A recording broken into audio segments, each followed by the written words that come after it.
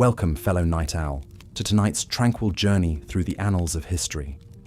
As you settle in for a restful night's sleep, I invite you to join me on a voyage back to a time long past, an age of chivalry and castles, of kings and queens ruling vast realms from atop bejeweled thrones.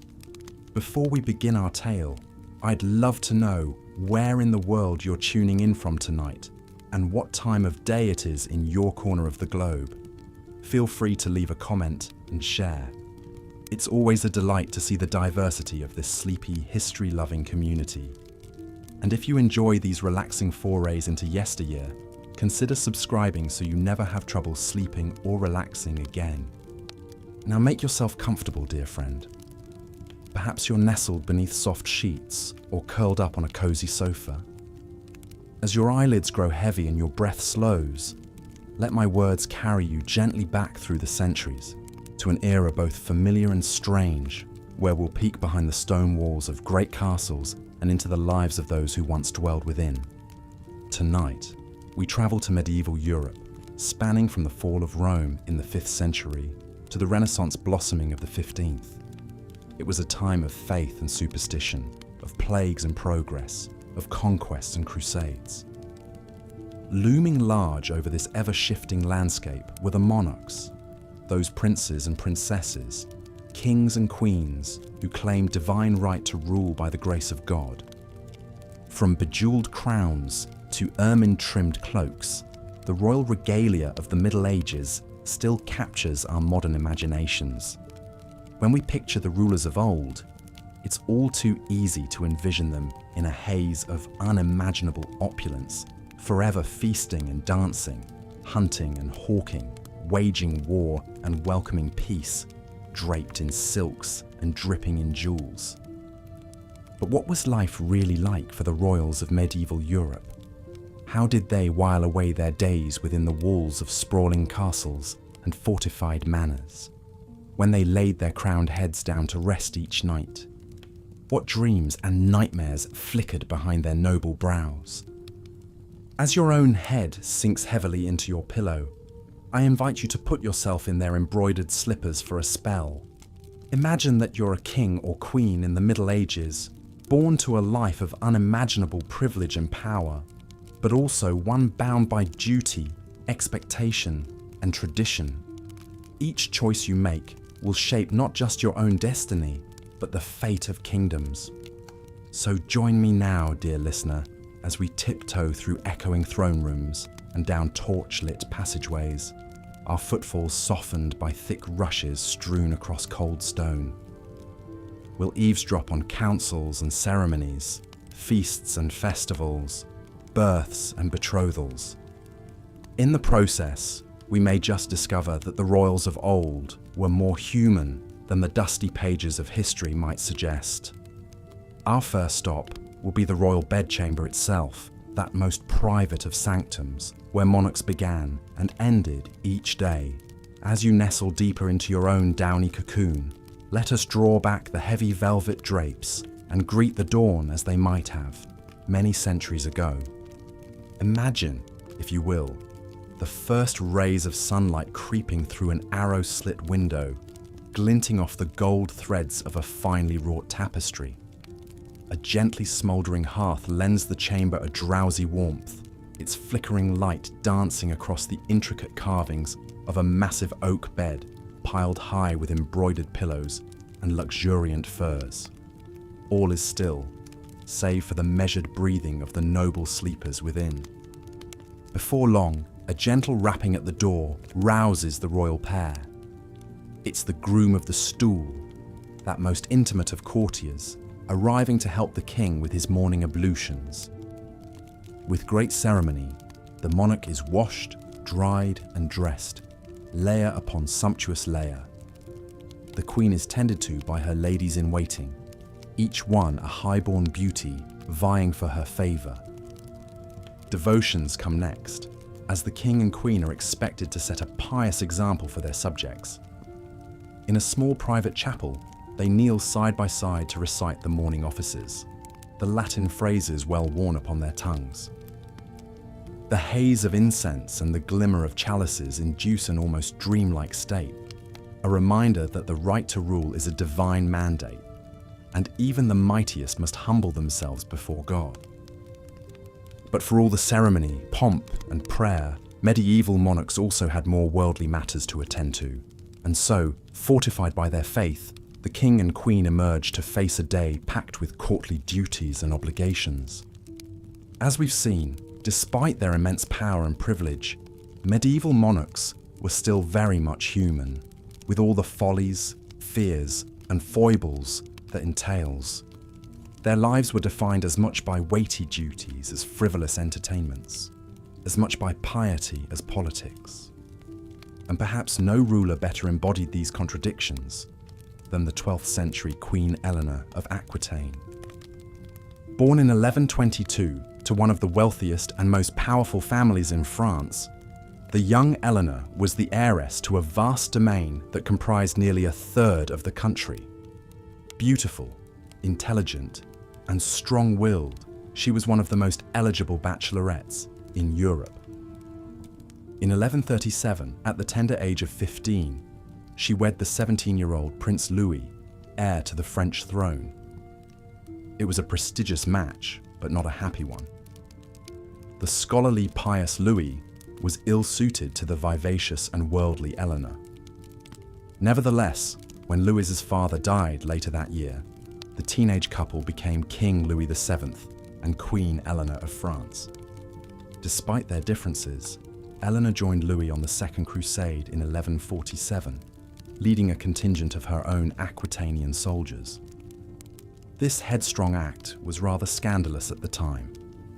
Crusading was thought to be the domain of men, not ladies.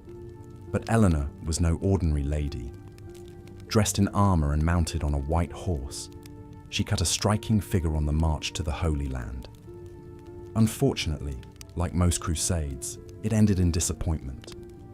The Christian armies failed to retake Jerusalem and returned home in defeat. The crusade only widened the rift between Eleanor and Louis. They had never been close, but now they could barely stand each other. After 15 years of marriage and 2 daughters, the mismatched couple sought an annulment on grounds of consanguinity, being related by blood, a big taboo for the church. In reality, it was a thin excuse to get out of an unhappy marriage. The Pope granted the annulment in 1152, and at the age of 30, Eleanor found herself single and ready to mingle. She didn't stay single for long though. Just 2 months after her annulment, Eleanor married the strapping young Duke of Normandy and Count of Anjou, an 18-year-old fellow by the name of Henry Plantagenet. It was a whirlwind romance and a savvy political move. Through their union, Eleanor's lands were joined with Henry's, creating a powerful counterweight to the French crown. But that was just the beginning. When Henry's cousin King Stephen of England died in 1154, Henry pressed his claim to the English throne and became King Henry II, with Eleanor as his queen. At a stroke, the couple now ruled a vast empire that stretched from Scotland to the Pyrenees, the so-called Angevin Empire. Over the next 13 years, the fertile Eleanor would bear Henry 8 children, 5 sons and 3 daughters, including the future kings Richard the Lionheart and John Lackland of Magna Carta fame. However, all was not wedded bliss for the royal couple. Like Eleanor's first marriage, her second union was marked by conflict and strife. Henry was a serial philanderer, openly taking mistresses and siring illegitimate children. He was also a domineering and often cruel husband, restricting Eleanor's movements and limiting her authority. The fiercely independent Eleanor chafed at such treatment, and the marriage deteriorated into a Cold War. Things came to a head in 1173 when Eleanor's sons, prodded by their mother, rebelled against Henry in a bid for power. It was the ultimate dynastic betrayal. But the revolt sputtered out and Henry took his revenge. He captured Eleanor and imprisoned her for the next 16 years, locking her away in various royal castles. Her sons fared little better. Henry's namesake, the young king, died of dysentery while leading a rebellion in 1183. Geoffrey perished in a jousting tournament in 1186. But time and tide wait for no man, not even kings. When Henry himself died in 1189, Eleanor's favourite son Richard ascended to the throne, and one of his first acts was to free his long-suffering mother. At the ripe old age of 67, Eleanor rode out of captivity and returned to the seat of power. With Richard often absent on crusade, Eleanor served as regent for her son, skillfully managing the realm and his ransom when he was briefly held hostage. Even in her twilight years, the indomitable Eleanor remained a force to be reckoned with. When Richard died in 1199, she supported her youngest son John's claim to the crown over his nephew Arthur. At the age of 77, she personally led an army to lay siege to Arthur's supporters, securing the succession for John. She died in 1204 at the monastery of Fontevraud, at the astounding age of 82, an incredible lifespan for that time. In many ways, Eleanor of Aquitaine both reflected and defied the norms for medieval queens. She wielded immense power and wealth, shaping the politics of her age through her marriages and machinations. But she also endured great hardships, from an abusive husband to a 16-year imprisonment. She was a woman who broke the mold, who refused to be constrained by the expectations of her gender or station. A trendsetter and a trailblazer, a crusader and a queen, a mother and a monarch. Eleanor's extraordinary life reads like something out of an epic novel. Yet her story is no fiction, but rather a testament to the complex realities of life for medieval royalty. The power and the privilege, the duty and the domesticity, the piety and the politics, all were part and parcel of the royal experience. Eleanor embodied these contradictions perhaps more than any other, navigating them with savvy and tenacity. Her legacy continues to loom large, captivating the imagination of historians and novelists alike. As we explore the lives of other notable rulers like Eleanor, a rich tapestry of medieval monarchy emerges. A world of decadent feasts and pious fasts, of grand castles and grander cathedrals, of arranged marriages and courtly love affairs. A world where reputation was everything and dynasty was destiny, where the crown was both a blessing and a burden. In short, a world at once strangely alien and strikingly familiar. Perhaps that is why peering into the private lives of medieval kings and queens continues to fascinate us. It offers a window into a lost world, a glimpse of humanity beneath the crowns and coronets. In their triumphs and tribulations, their vices and virtues, we see reflections of ourselves across the ages. And in that sense, their stories become our stories, their history becomes our heritage. So as we conclude our journey through the rarefied realm of medieval royalty, let us take a moment to ponder the lessons their lives can teach us. The perils of power, the burdens of privilege, the weight of expectation, but also the enduring human capacity for resilience, for reinvention, for leaving a mark on history. For in the end, though they may have worn crowns and sat on thrones, they were still flesh and blood, still fallible and mortal, just like you and me. And on that note, dear listener, it is time for us to bid farewell to the gilded courts and candlelit halls of ages past. May your dreams be filled with visions of mighty castles and fair maidens, of brave knights and wise kings. And may you awake refreshed with a newfound appreciation for the royalty of old and the humanity in us all. Until next time, I bid thee good night and sweet dreams.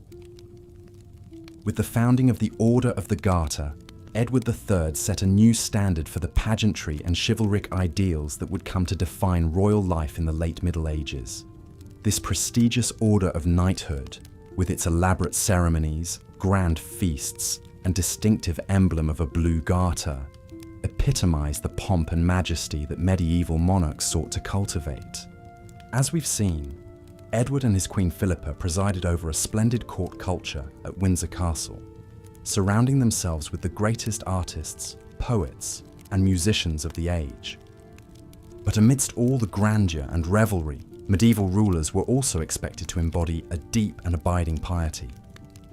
Religion suffused every aspect of life in the Middle Ages, and this was especially true for monarchs who ruled by divine right. A king or queen was seen as God's anointed representative on earth, entrusted with leading their people, not only in matters of state, but in spiritual affairs as well. As such, medieval royalty were held to the highest standards of moral rectitude and religious devotion. A typical day for a medieval monarch would begin with morning mass in their lavish private chapel, attended by a retinue of priests and clerics. Kings and queens would spend long hours in prayer, offering supplications for the well-being of their realm and the salvation of their immortal soul. The Book of Hours, a richly illuminated devotional text, was a prized possession of many royals who would pore over its gilded pages in quiet contemplation. The religious calendar also dictated much of the rhythm of courtly life. The liturgical year was punctuated by a series of holy feasts and fasts that all members of the royal household were expected to observe. Lent, in particular, saw the royal diet restricted to very simple meatless meals in emulation of Christ's 40 days in the wilderness. But it was during the great celebrations of Christmas and Easter that the piety and majesty of medieval monarchy reached its fullest flower. The king or queen would preside over magnificent ceremonies in the great cathedrals, wearing their finest regalia and crowns. Amid clouds of incense and the chants of massed choirs, they would take communion before their assembled subjects, affirming their role as the ultimate spiritual authority in the land. This public display of piety was immensely important for cultivating the aura of sanctity and righteousness that medieval rulers depended on to legitimate their earthly power.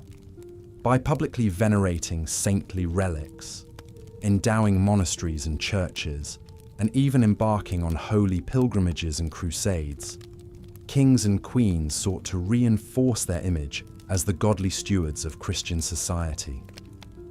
Perhaps no one embodied this ideal of the pious medieval monarch more fully than Louis IX of France, known to history as Saint Louis.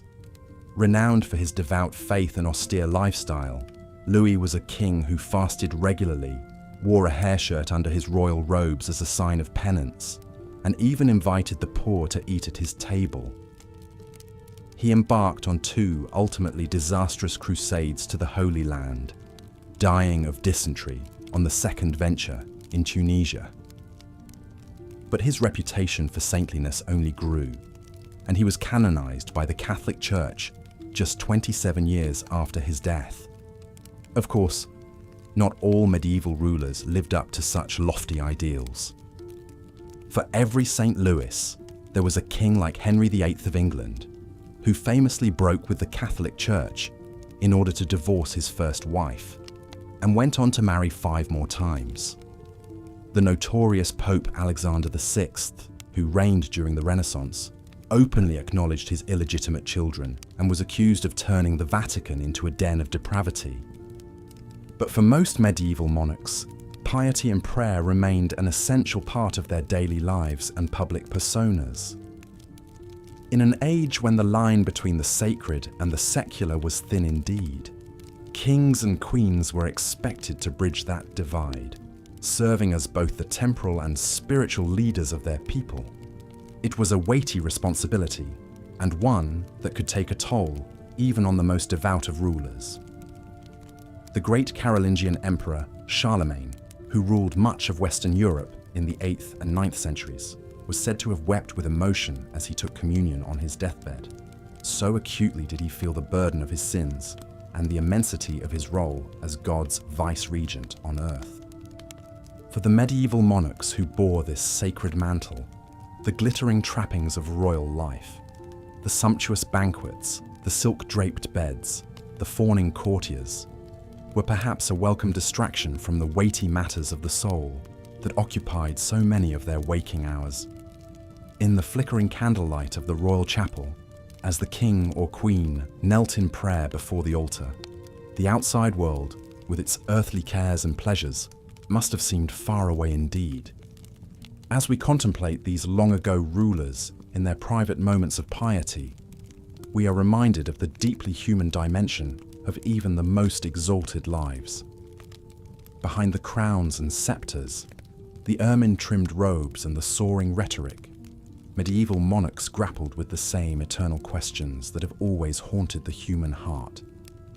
Questions of meaning, mortality, and the yearning for connection with the divine. In the tomb-like hush of the great cathedrals where they worshipped, or in the flickering shadows of their own bedchamber, these kings and queens sought solace and guidance from a higher power. And in so doing, they left us a powerful reminder of the enduring search for purpose and transcendence that unites us all across the ages. But even the most pious of rulers could not spend all their days in prayer and contemplation. The business of actually ruling a kingdom called, and medieval monarchs had to navigate a treacherous landscape of competing interests, shifting alliances, and powerful personalities as they sought to maintain their grip on power. Perhaps no one exemplified the shrewd political maneuvering and force of character required of a successful medieval ruler quite like Eleanor of Aquitaine. Born into a wealthy noble family in southwestern France in 1122, Eleanor was one of the most eligible bachelorettes in Europe when she inherited the vast duchy of Aquitaine in her own right at the tender age of 15. Her first marriage, to pious King Louis VII of France, was by all accounts a mismatch of personalities. The worldly and cultured Eleanor found the ascetic Louis unbearably dull, and their relationship soured after she accompanied him on the ill-fated Second Crusade to the Holy Land. The expedition was a disaster, and rumours swirled that Eleanor had carried on an affair with her uncle, the dashing Raymond of Poitiers, while encamped in the shadow of the great walls of Antioch. When the royal couple returned to France, their marriage was effectively over, and in a shocking move for the time, the Pope granted Louis an annulment on the grounds of consanguinity, being too closely related. Eleanor, still only 28 years old, suddenly found herself once again the most desirable bride in Christendom. Her next match would prove far more consequential. Just 8 weeks after her annulment, Eleanor married the young Duke of Normandy, who also held vast territories in western France. His name was Henry Plantagenet, and 2 years later he would ascend to the throne of England as King Henry II, with Eleanor as his queen. Together, Eleanor and Henry would preside over a sprawling empire that stretched from the Scottish borders to the Pyrenees Mountains, encompassing all of England and more than half of modern-day France. It was one of the largest and most powerful realms in medieval Europe, and at its centre stood the formidable partnership of Henry and Eleanor.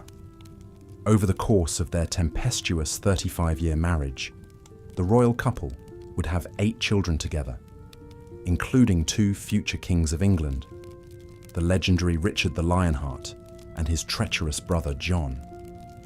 Eleanor would serve as regent for her sons when they took the throne, wielding immense power and influence in her own right. But her path to becoming one of the most powerful women in medieval Europe was hardly a smooth one. Eleanor and Henry's marriage was notoriously fractious, marked by infidelities, power struggles, and outright rebellion on the part of their sons, often with Eleanor's backing. In 1173, Eleanor's 3 eldest sons, young Henry, Richard, and Geoffrey, rose up against their father in a bid for greater autonomy and control over their own territories. Eleanor, who had long chafed under Henry's efforts to curtail her authority, sided with her sons in the revolt. But the rebellion was ultimately crushed, and Eleanor was captured while attempting to flee to France. An enraged Henry imprisoned her, keeping his queen under house arrest for the next 16 years. It was only after Henry's death in 1189 that Eleanor was finally freed by her son Richard, now King of England. Despite being nearly 70 years old, she lost no time in reasserting her political influence. When Richard set off on the Third Crusade shortly after his coronation, Eleanor served as regent in his absence, governing England with a firm hand. She would go on to outlive both Richard and his successor John, dying in 1204 at the remarkable age of 82. Eleanor's long and tumultuous life offers a fascinating glimpse into the complex realities of power and gender in the medieval world. As a woman who wielded immense influence in her own right, as a wealthy heiress, queen consort, regent, and mother of kings, Eleanor defied many of the constraints placed on her sex in an intensely patriarchal society. But her story also underscores the precariousness of even the most exalted woman's position in medieval society. For all her wealth and influence, Eleanor was still ultimately subject to the will of the men around her. First her husband's, then her son's. Her imprisonment at Henry's hands serves as a stark reminder of the limits of female power in a world where kings still ruled supreme. And yet, Eleanor's enduring fascination for historians and storytellers alike suggests that her legacy transcends the simple trappings of royalty or the constraints of her gender. In many ways, she embodies the restless, questing spirit of an age, a time when the old feudal order was giving way to a new world of courtly romance, chivalric ideals, and the first stirrings of individualism. As a patron of the arts and a leader of the courts of love, grand assemblies where the conventions of courtly romance were celebrated and codified, Eleanor helped to shape the cultural ideals that would define the High Middle Ages. Her influence can be seen in everything from the love poetry of the troubadours to the soaring cathedrals and illuminated manuscripts that still take our breath away today. In Eleanor's story, we see a woman who grappled with the great questions of her age, questions of power, faith, love, and duty, and who left an indelible mark on the world she inhabited. Hers is a tale of ambition and intrigue, of passion and politics, of the struggle to assert oneself in a world that was not always kind to strong-willed women. But it is also, in the end, a deeply human story, a reminder that even the most towering figures of history were flesh and blood people, with all the flaws and foibles that entails. In the flickering candlelight of a long-ago castle chamber, we can imagine Eleanor as she might have been in a rare moment of repose, a woman of indomitable spirit and fierce intelligence, yet still subject to the same yearnings and vulnerabilities that have always animated the human heart. As we drift off to sleep, let us dream of Eleanor and her world, a world of crenellated battlements and fluttering banners, of soaring cathedrals and scented gardens, of love and war and the eternal dance of power. And let us remember too that the great sweep of history is ultimately woven from the countless strands of individual lives, each one a story waiting to be told, a legacy waiting to be remembered in the stillness of the night. As we've seen, the lives of medieval monarchs were steeped in extravagance and pageantry, yet also heavily circumscribed by rigid expectations and weighty responsibilities. For all the grandeur of their castles and courts, kings and queens faced a daily existence that was in many ways far from enviable. Take Eleanor of Aquitaine, for instance. Born into wealth and privilege as the heiress to a vast duchy, she became Queen of France at the tender age of 15, upon her marriage to King Louis VII. The young couple embarked on the ill-fated Second Crusade together, a grueling journey across thousands of miles that ended in military failure and personal estrangement. After 15 years of marriage and the birth of 2 daughters, Eleanor and Louis's union was annulled on grounds of consanguinity. But Eleanor's story was far from over. Just 8 weeks later, she married the young Duke of Normandy and Count of Anjou, who shortly thereafter ascended the throne as King Henry II of England. As queen once again, Eleanor proved a formidable political presence, governing England as regent during Henry's long absences and bearing him 8 children, including the future kings Richard the Lionheart and John Lackland. Yet for all her power and influence, Eleanor's life was tumultuous and constricted by the politics of the day. Her marriage to Henry grew increasingly fractious, and she eventually incited her sons to rebel against their father, a transgression for which she spent 16 years under house arrest. In the end, she outlived both her husbands and all but 2 of her 10 children, dying at the ripe old age of 82 as the Queen Mother and one of the great survivors of the age. Eleanor's remarkable tale highlights the precarious position in which even the most blue-blooded of medieval women found themselves. Subject to the authority of fathers, husbands, and sons, queens could wield significant influence from behind the scenes, but always at the risk of censure or punishment for overstepping their bounds. The personal was deeply political, and a royal woman's choice of spouse or ability to produce heirs could spell the difference between dynastic glory and ruin. This was certainly the case for Empress Matilda, the daughter of England's King Henry I. Groomed for greatness from a young age, Matilda was married off to the Holy Roman Emperor as a teenager, and later recalled to England to be named her father's heir after the death of her brother in a shipwreck. But the barons balked at accepting a woman as their ruler, and when Henry died, Matilda's cousin Stephen of Blois rushed to seize the throne, plunging England into a nearly 20-year civil war known as the Anarchy. Matilda fought fiercely for what she saw as her birthright, rallying troops to her cause, and even escaping a castle under siege by being lowered down the walls in a coffin. She came tantalizingly close to the crown, entering London in triumph and preparing for her coronation. But the fickle citizens soon turned on her, and she was chased out of the city, never to return. In the end, Matilda was forced to settle for seeing her son, the future Henry II, recognised as Stephen's successor, a diplomatic resolution to England's turmoil, but a personally disappointing outcome for a woman who had fought so long and hard to be queen in her own right. The stories of Eleanor and Matilda offer a poignant reminder of the limitations medieval women faced, even at the very apex of society. Queens and empresses might accrue fabulous wealth and wield considerable influence, but their agency was always contingent on the forbearance of the men around them.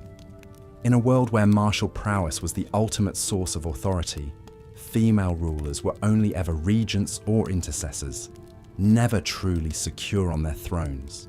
Yet if the political sphere was largely closed off to them, medieval royal women could and did find other outlets for their ambitions. Many carved out significant roles for themselves as patrons of the arts, commissioning magnificent works of art and architecture to adorn their palaces and glorify their memories. Eleanor of Aquitaine was a noted sponsor of troubadours and poets, presiding over a glittering court culture that helped define the early medieval vogue for courtly love. Other queens took a more active role in the religious life of their realms, founding abbeys and monasteries, going on pilgrimages, and even leading crusades, as Eleanor did alongside her first husband. The church offered a rare space where royal women could exercise a degree of autonomy and spiritual authority, even as it relegated them to a subordinate position in the social order. Of course, not all medieval monarchs were as outsized characters as Eleanor or Matilda. For every ruler who left an indelible mark on the historical record, there were scores more who lived and died in relative obscurity, their names recorded only in dry chronicles and faded pedigrees. These forgotten sovereigns may not have shifted the course of nations, but their experiences too are crucial for understanding what life was like for royalty in an age far removed from our own. Consider, for instance, the daily routine of an average medieval king. Although we might think of royal schedules today as jam-packed with court ceremonials, diplomatic engagements, and affairs of state, the reality in medieval times was often considerably more slothful. While the typical day would open with mass at dawn, and perhaps some dispensation of justice or audiences with courtiers, Many monarchs spent long stretches in sybaritic ease, drifting from banquet to hunt to gaming table in a haze of idle pleasure-seeking. Writing in the 12th century, the chronicler Walter Map described a royal feast with more than a hint of moralistic judgment.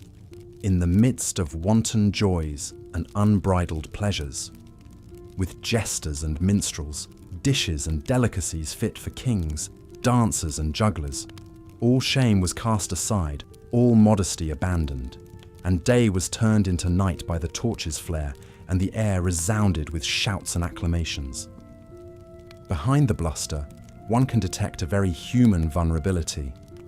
For all their license to indulge in feasts and frivolities, medieval monarchs were expected to live up to nearly impossible ideals of nobility, piety, and honor. They were supposed to be generous patrons, fierce warriors, wise judges, and unimpeachable moral examples, all while navigating the treacherous currents of court politics and dynastic rivalry. It's little wonder that so many sought refuge in life's fleeting pleasures or clung to the comforts of religion. At the end of the day, perhaps that is what is most striking about the medieval monarchical experience. Not its distance from our own, but its fundamental humanity. Peeling back the ermine robes and shining crowns, one finds people not so different from ourselves. Individuals struggling to reconcile duty and desire, to make their mark on the world while playing the hands they were dealt by fate and circumstance. In a society as rigidly hierarchical as medieval Europe, it could be tempting to see royalty as superhuman paragons, blessed by birthright to glide far above the common run of cares and woe. But examine their lives more closely, and a different picture emerges. One of real men and women shouldering heavy burdens and harboring quiet dreams, much like any of us today.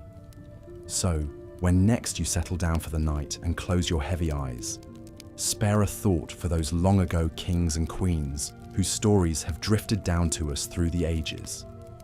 Imagine yourself behind the high stone walls of a draughty castle bedchamber, feeling the weight of the crown as your head sinks into the pillow. Dream yourself into their world of ceremony and intrigue, languor and longing, and ponder for a moment how much has changed and how much remains the same.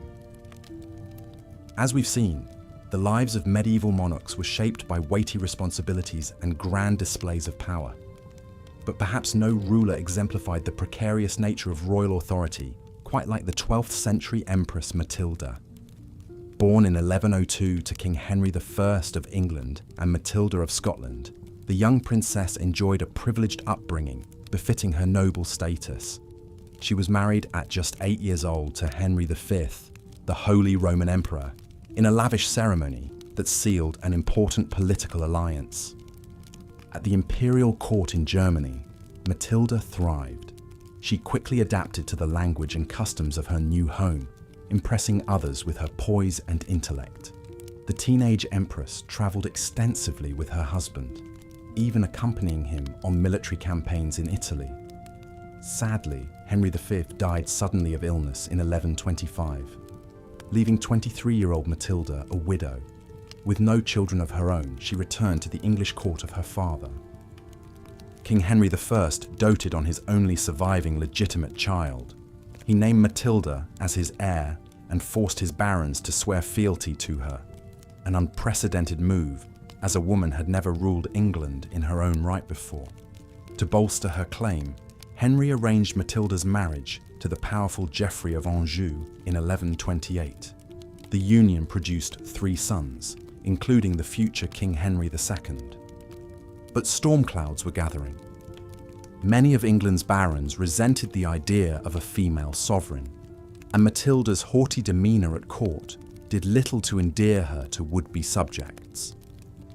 When Henry I died in 1135, the stage was set for a showdown over the royal succession. The king's nephew Stephen of Blois quickly crossed the Channel, seized the crown for himself, and was recognised as ruler by the English church. Matilda was incensed, with her husband Geoffrey she rallied supporters to her cause and launched an invasion of England in 1139. The perils of the monarchical life were laid bare as a bitter civil war erupted. For over a decade, the realm was consumed by bloody conflict and shifting alliances as Matilda battled her cousin Stephen for the throne. The period came to be known as the Anarchy. Despite her tenacity, the Empress struggled to win a decisive victory. Her forces captured Stephen in battle in 1141, and Matilda briefly took control of the government. But a series of strategic blunders and her imperious rule alienated erstwhile allies. A popular uprising drove Matilda out of London before her planned coronation. As the war dragged on, the people suffered immensely from the breakdown in law and order. In the end, neither Matilda nor Stephen would truly prevail. The anarchy ended in 1153 with the Treaty of Winchester, which allowed Stephen to keep the throne, but named Matilda's young son Henry as his successor. The following year, Stephen's death cleared the way for Henry II to finally restore stability to England. Matilda's decades-long fight to secure her royal inheritance was over. The dramatic saga of the Empress Matilda illustrates the reality that even the most privileged royal existence could be disrupted by political turmoil. Matilda was born into power and groomed for greatness, but her sex and stubborn personality ultimately hindered her path to the crown. While she never ruled in her own name, Matilda's lifelong quest to secure the throne laid the foundation for the Plantagenet dynasty that would dominate England for over 300 years. Throughout the Middle Ages, royals like Matilda were expected to serve as beacons of culture and learning for their people. In an era when access to education was limited mostly to the wealthy and religious orders, medieval monarchs played an outsized role in fostering the arts and sciences. Kings and queens would wield their vast resources as patrons, supporting the work of scholars and artisans in a grand show of power and prestige. Few things demonstrated the cultural clout of a ruler like commissioning magnificent works of architecture. Soaring cathedrals and imposing castles served as awe-inspiring tributes to both God and king. The Gothic style that flourished in the 12th to 16th centuries was characterized by pointed arches, flying buttresses, intricate sculptures, and luminous stained glass. All technical marvels requiring vast teams of skilled masons, glassworkers, and artisans to build. Take one of the most iconic examples, France's Chartres Cathedral. The bulk of this stunning church was erected between 1194 and 1250 during the reigns of Philip II, Louis VIII, and Louis IX. Its towering 112-foot stone vaulted ceiling, 176 stained glass windows, and ornate royal portal were all cutting-edge innovations for the time. As many as 300 artisans might have laboured continuously over decades to construct this Gothic masterpiece. Of course, no less impressive were the projects royals commissioned for their own residences. Sprawling palaces and fortified castles were built and expanded over centuries, each new generation of rulers adding their own flourishes.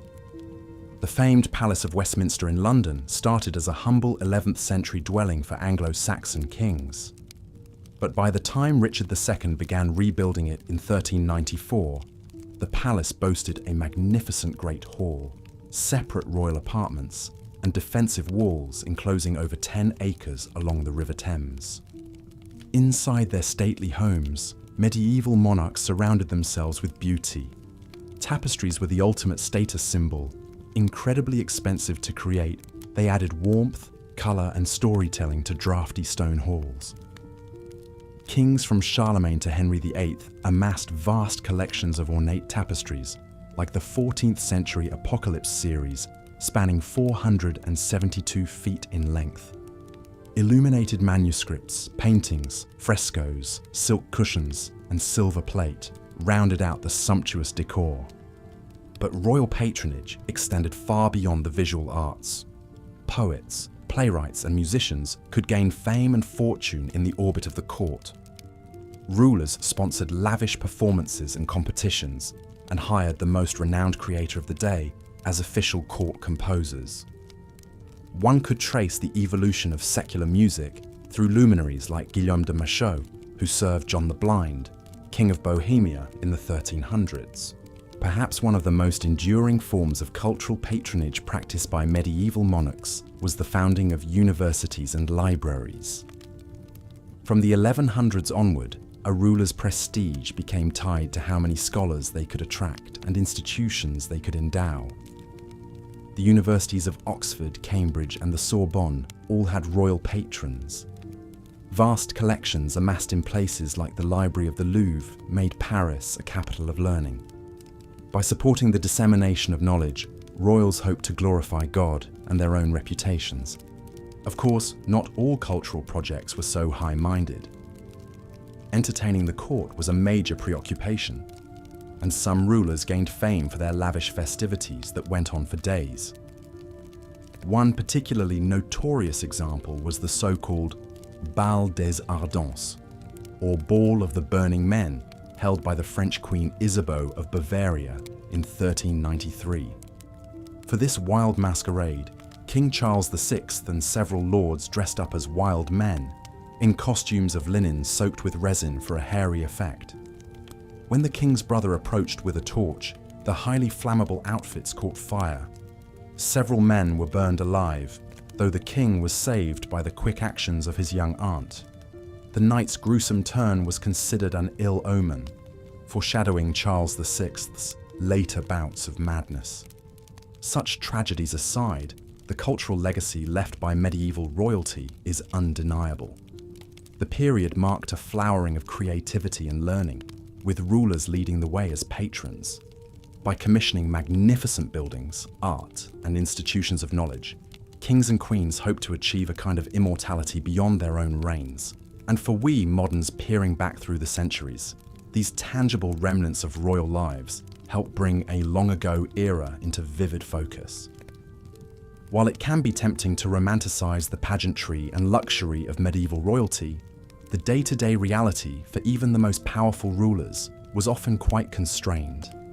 The famous axiom, uneasy lies, the head that wears a crown, captures the suffocating pressure and isolation that could characterize life at the very top of the hierarchy. Even for anointed monarchs, there was little privacy or personal freedom. A royal's daily existence revolved around ritual, with each hour stipulated by religious services, official ceremonies, court functions, and prescribed leisure activities. Every action was governed by strict protocol and etiquette, from how lowly servants could approach them to what dishes could be served at a banquet. And a sprawling entourage of attendants, courtiers, and guards meant a king or queen was rarely, if ever, truly alone. Consider the claustrophobic conditions of King Charles VI of France, who reigned from 1380 to 1422. From childhood, Charles was monitored constantly, his tutors and minders tracking his every movement and conversation. He had to make a formal entreaty to the royal council for permission to visit his wife in another castle. His descent into madness as an adult only tightened the net of supervision around him. Though sovereigns wielded vast power in theory, they were often constrained by webs of tradition and aristocratic power in practice. Running a realm required keeping landed nobles happy, which meant granting them the right offices, marriages, and honours at court. And before the rise of professional bureaucracies, kings relied on their great magnates to carry out everything from collecting taxes to fielding armies, giving them immense leverage. Those who failed to placate their noble subjects could face dire consequences. The Barons' Wars of the 2600s England saw King Henry III taken hostage by a rogue confederation of lords after they felt he had slighted their ancient rights and privileges. Henry was forced to accept reforms limiting royal authority and giving more power to a council of nobles. The crown's dependence on the goodwill of aristocrats was laid bare. The most intimate aspects of a ruler's life were dictated by politics as well. Marriages, especially for women, were almost always arranged with diplomatic aims in mind. Kings and queens were seen as valuable pieces on the dynastic chessboard, used to seal alliances or territorial claims. The wishes of the betrothed were rarely a factor. Princes and princesses often met their new spouses for the first time at the altar. Once wed, a royal couple's chief duty was to produce heirs to continue the dynasty. This pressure was especially intense for women, whose worth was often measured by their fertility. The 15th century Margaret of Anjou endured 7 years of marriage to King Henry VI, without conceiving before finally giving birth to a son, Edward.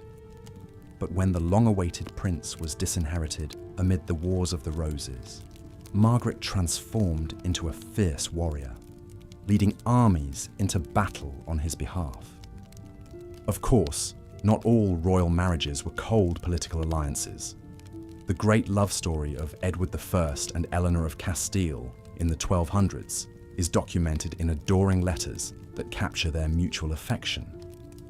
And the 14th century saw the reign of the princes in the Tower, the devoted Edward II and his friend Piers Gaveston, who shared an emotional and perhaps romantic bond.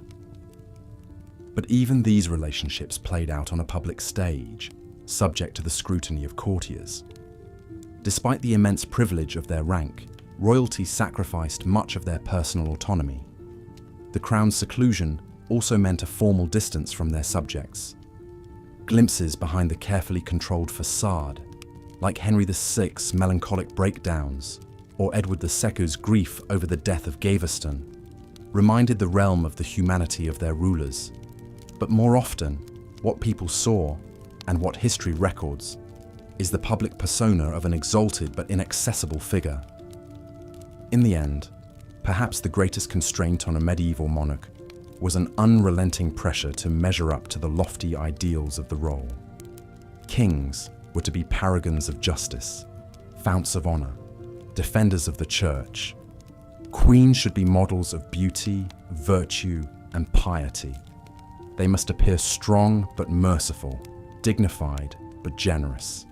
And through their patronage and conquest, they had to build a worthy legacy for the ages. Imagine the weight of these expectations on even the most high-born shoulders. Peering back through the mists of time, one almost sees the glittering mask of royalty slip aside, revealing the all-too-human faces beneath the crowns. The bejeweled robes and heraldic banners cannot conceal the cares and passions of people like any other. People who laughed and wept and raged between the grand ceremonies and stately portraits. As the velvet curtains of history fall closed on the pageant of medieval royalty, perhaps this is what lingers in the imagination. Not just the majestic castles and opulent treasures, but the individual men and women who bore the lonely burden of rule. While monarchs' lives were in many ways impossibly distant from our own, to empathize across the ages is to sense an inner world that was achingly familiar, whether crowned or common-born. Good night, and may your dreams be graced by the gilded shadows of yesteryear, the regal phantoms who, for all their legendary deeds and outsized renown, were still souls much like you or I. Rest now and ponder what life was truly like for those who reigned so long ago, in an era lost to antiquity, but not beyond our imagining. Until next time, fare thee well, my royal dreamer. Continuing from where we left off, let us delve deeper into the remarkable life and times of Eleanor of Aquitaine, a woman who shaped the course of history in medieval Europe. Born in 1122, Eleanor was the daughter of William X, the wealthy and powerful Duke of Aquitaine. From a young age, she was groomed for greatness, receiving an education befitting a future queen. She learned to read and write, a rare accomplishment for a woman in those times, and was tutored in languages, music, and the arts of courtly love. At the tender age of 15, Eleanor's life took a dramatic turn when her father died unexpectedly on a pilgrimage to Santiago de Compostela. As the eldest of his two daughters, Eleanor inherited the vast Duchy of Aquitaine, making her the most eligible bride in Europe. Suitors from far and wide sought her hand in marriage, vying for the chance to control her immense wealth and territory. In the end, it was Louis VII, the young King of France, who won Eleanor's hand. They were married in 1137, just a few months after Louis had ascended to the throne. At first, the union seemed a happy one, with Eleanor bringing a much-needed infusion of wealth and culture to the French court. She introduced the troubadour tradition of courtly love, sponsoring poets and musicians who sang of chivalry and romance. But despite their auspicious beginnings, Eleanor and Louis's marriage soon began to fray. Eleanor was a strong-willed and independent woman, accustomed to ruling her own lands. She chafed at the restrictions placed on her by the conservative French court and the pious Louis, who disapproved of her extravagance and worldly ways.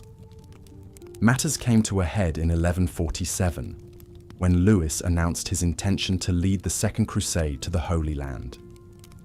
Eleanor, ever the adventurer, insisted on accompanying him, along with a retinue of her ladies and troubadours. The crusade was a disaster, with the French army decimated by disease and the harsh desert conditions. Rumours swirled that Eleanor had engaged in an affair with her uncle, Raymond of Poitiers, the Prince of Antioch, further straining her relationship with Louis. Upon their return to France, the royal couple's estrangement was complete. After 15 years of marriage and 2 daughters, they sought an annulment on the grounds of consanguinity, as they were third cousins. The annulment was granted by Pope Eugene III, and Eleanor was once again free to marry. Her choice of husband this time would have even more profound consequences. Just 8 weeks after her annulment, Eleanor married Henry Plantagenet, Duke of Normandy and Count of Anjou, who stood to inherit the English throne. Their union created a vast empire that stretched from the Scottish border to the Pyrenees, and would eventually give rise to the Plantagenet dynasty that ruled England for more than 300 years. As Queen of England, Eleanor proved a formidable consort to Henry II. She bore him 8 children, including 5 sons, and served as regent when Henry was away on campaign.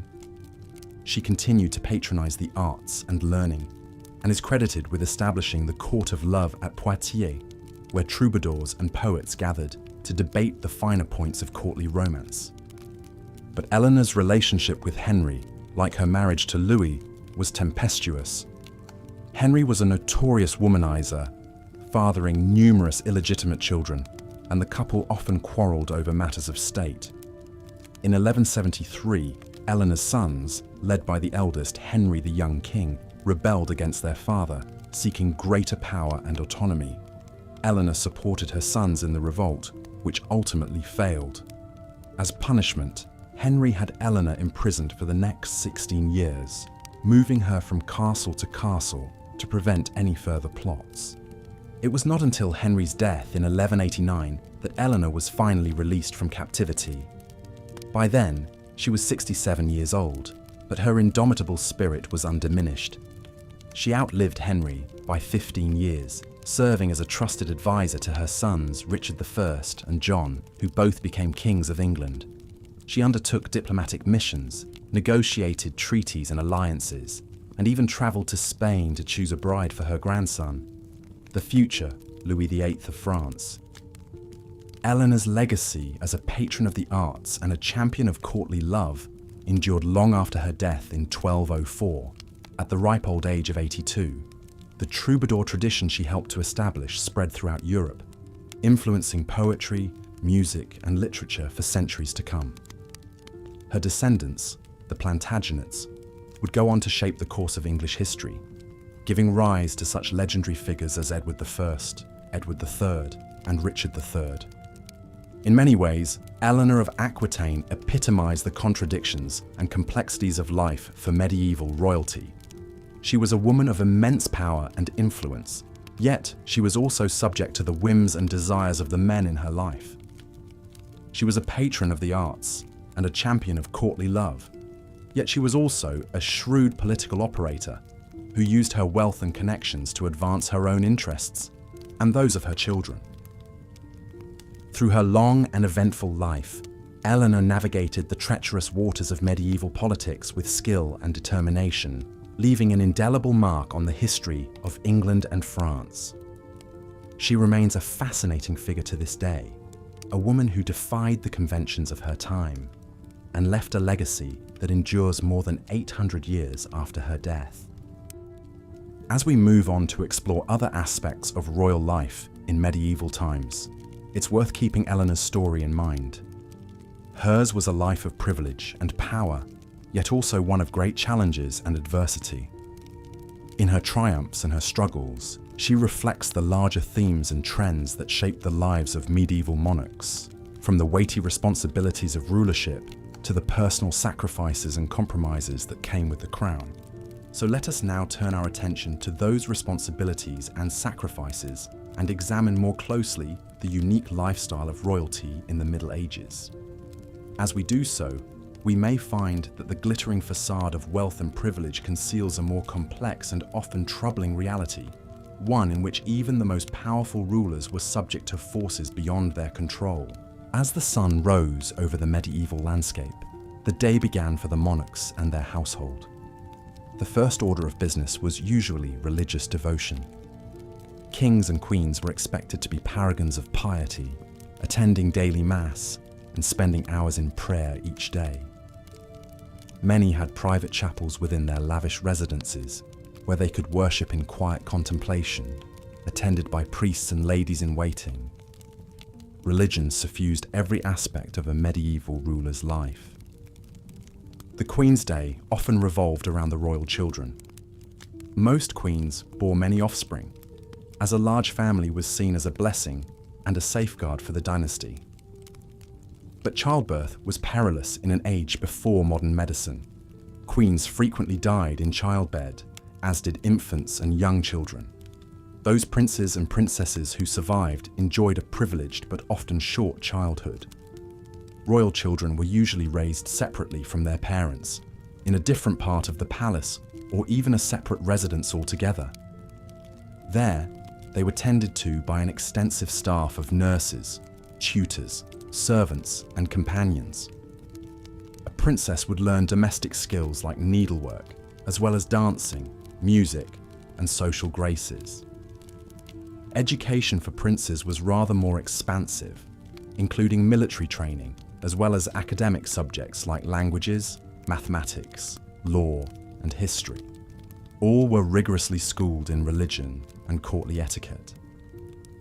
But perhaps the most important lessons were in dynastic politics. From an early age, royal children knew their marriages would be arranged for political reasons, to cement alliances, or bring powerful territories under the family's influence. Romance was a luxury that royalty could rarely afford. Some royal children were engaged while still in the cradle, their personal happiness a small matter compared to the good of the realm. One famous example of a childhood betrothal that shaped history was that of Eleanor of Aquitaine. Born around 1122, Eleanor was the eldest daughter of William, Duke of Aquitaine, who possessed the largest and richest province in what is now France. The willful and high-spirited Eleanor became his heiress and was much sought after as a bride.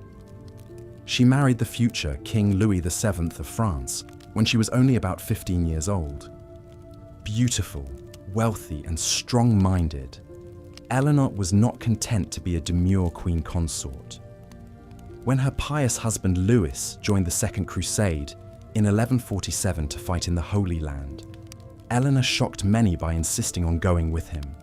Accompanied by hundreds of her ladies, the queen set out in high style, wearing armor and carrying a lance. But the crusade did not go well for the French, and Louis and Eleanor's marriage became strained, not least because she failed to produce a male heir. Matters came to a head after they returned, and Eleanor sought an annulment on grounds of consanguinity, or being too closely related. The embarrassed Louis agreed, and their marriage was dissolved in 1152, leaving Eleanor single and in possession of her huge inheritance from Aquitaine. Being a great heiress made Eleanor a prime catch on the medieval marriage market. She soon wed a dynamic young nobleman named Henry, who 2 years later would ascend to the throne of England as Henry II. By him, Eleanor bore 8 children, including 5 sons, 2 of whom would become kings in their turn. But as Eleanor aged, her relationship with the explosive and philandering Henry deteriorated. After Eleanor supported a rebellion by their sons against Henry, the furious king had the Queen placed under house arrest, where she remained for over a decade. In the first year of her confinement, 1173, Eleanor's eldest surviving son, known to history as Richard the Lionheart, once again rebelled against his father Henry. Richard, his mother's favourite, may have been emboldened knowing Eleanor supported his claim. He went to war alongside his younger brother Geoffrey, and at one point, the sons actually took their own father prisoner. But Henry finally subdued the rebellion, only agreeing to free Eleanor after Richard submitted and begged for forgiveness. Throughout her long imprisonment, Eleanor remained a strong influence over her sons, fueling their ambitions and giving advice through letters. When Henry II finally died in 1189, Richard ascended to the throne, and his first act as king was to order his beloved mother released.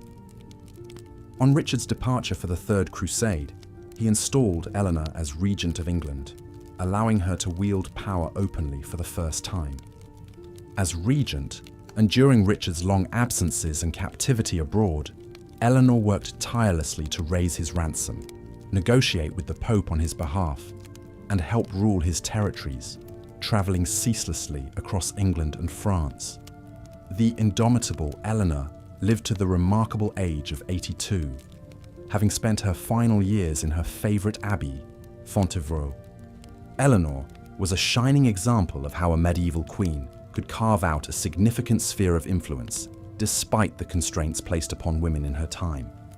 She cultivated an image of herself as a cultured patron of the arts, and indeed the tradition of courtly love, poetry flourished at her court, where Eleanor encouraged troubadours to write verses extolling the virtues of noble ladies.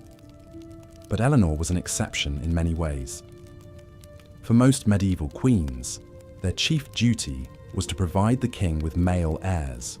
Sons were infinitely preferred over daughters to inherit the throne and carry on the family dynasty.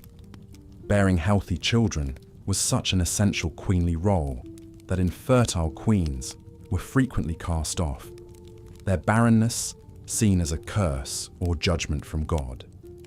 The pressure on queens to procreate meant that many royal women were almost constantly in a cycle of pregnancy, childbirth, and recovery for most of their fertile years. But they were also expected to preside gracefully over court festivities, even when in a delicate condition.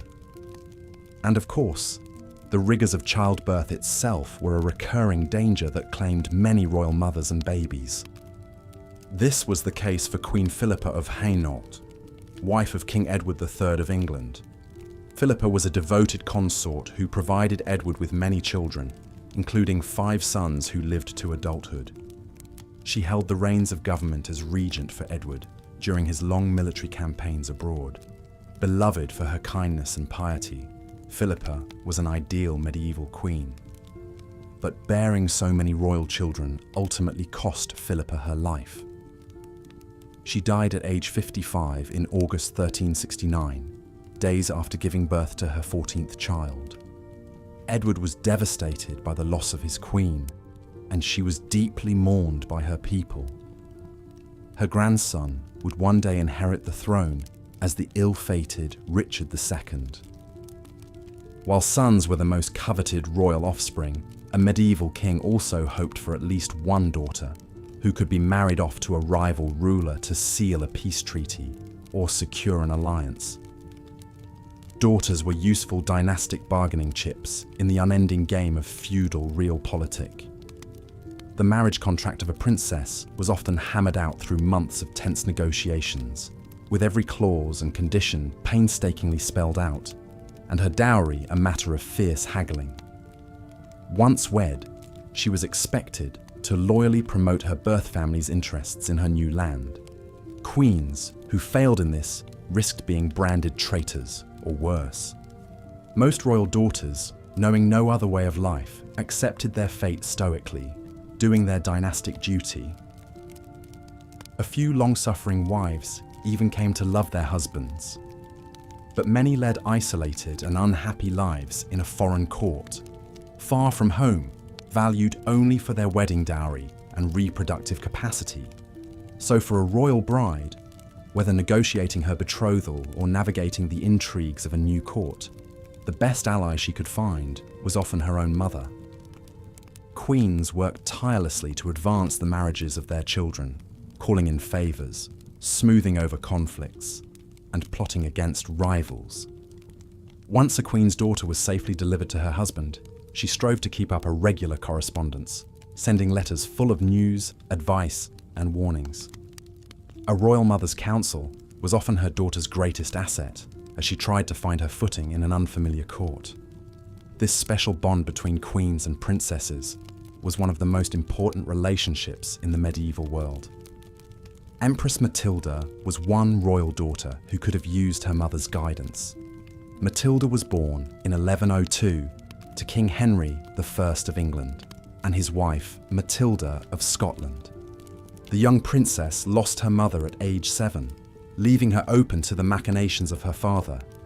When Matilda was only 8 years old, King Henry arranged her betrothal to the powerful Holy Roman Emperor Henry V, who was more than 15 years her senior.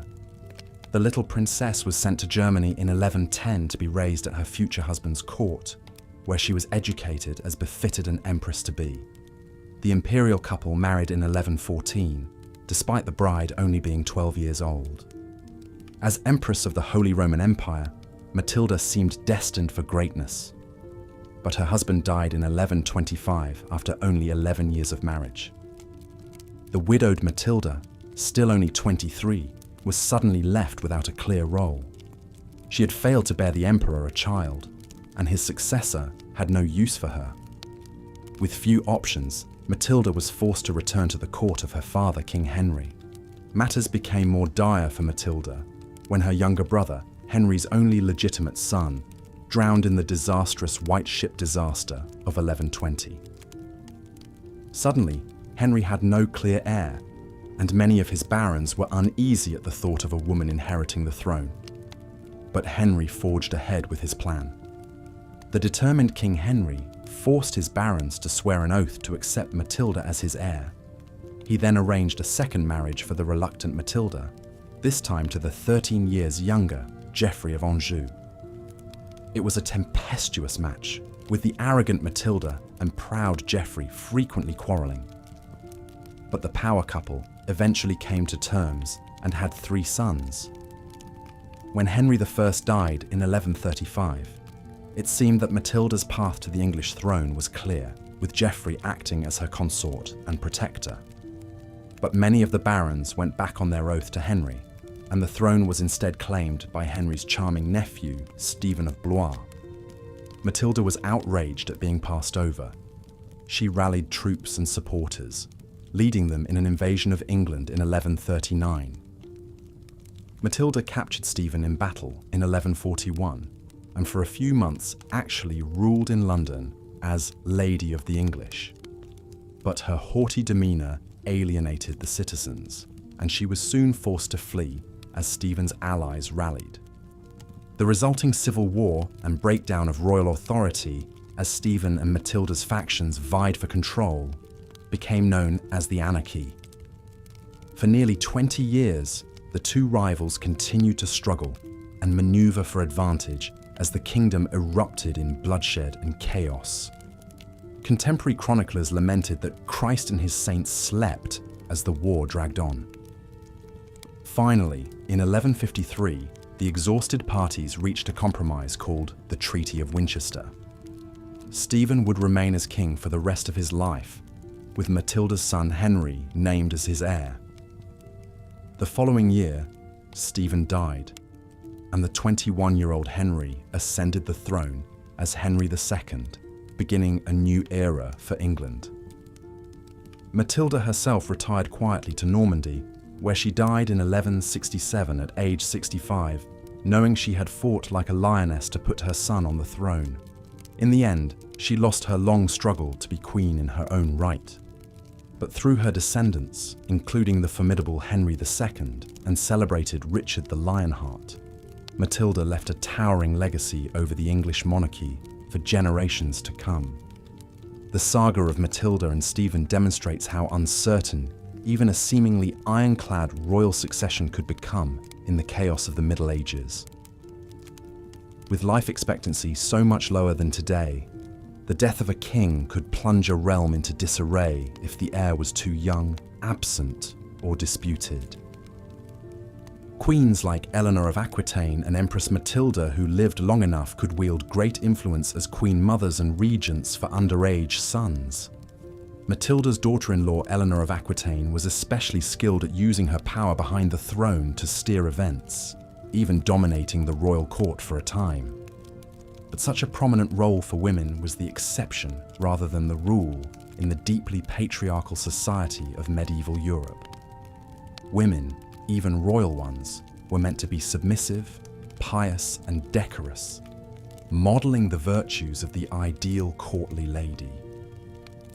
Those queens who openly flouted these expectations, asserting themselves too strongly into the male spheres of governance and warfare, frequently met with criticism and censure.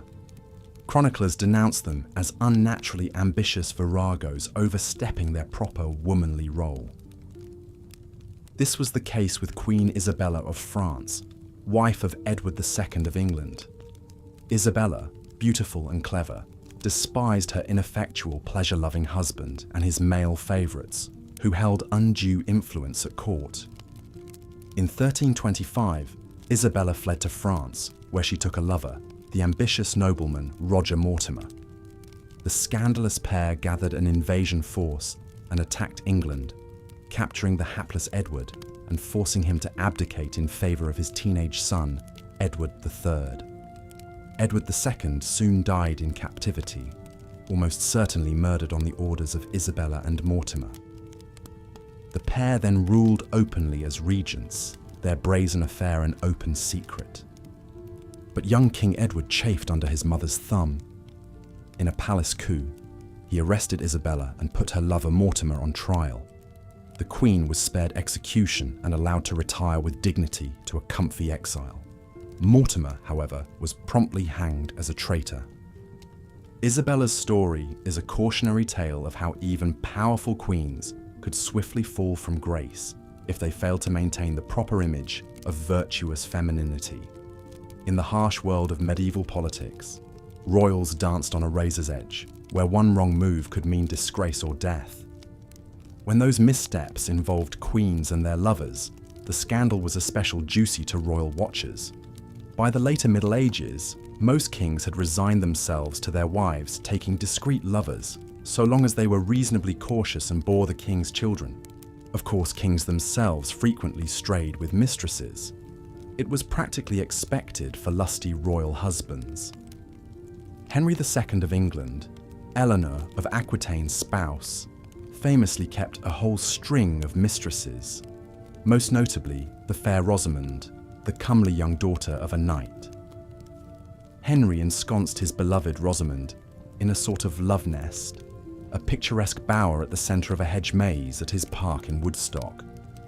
According to legend, a jealous Queen Eleanor eventually found a way into the labyrinth and confronted her nubile young rival, offering her the choice of a dagger or a cup of poison.